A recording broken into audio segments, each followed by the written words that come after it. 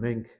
ոնց ենք կազմավորվել, ինչի մասին ենք, ինչով ենք զբաղվում եւ թե երբ որ մասնագետին է պետք դիմել շինարարության փուլում։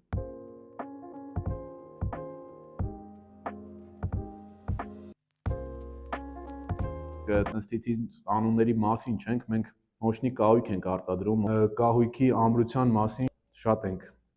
անհանգստանում, մեծ ռեսուրսներ ենք ծախսում։ Մեկնել եմ Ֆրանսիա, այնտեղ ձեռք բերելով մաստեր աստիճան եւ այնուհետեւ վերադառնալով Հայաստան ձեռք է բերել PhD ճարտարապետության ոլորտում։ Ճարտարապետին լավ մասնագետին դիմել է հենց ինքը իրանով այդ process-ը բավականին թանկ աճույք է։ Ինքը ոչ շատ թանկ, ոչ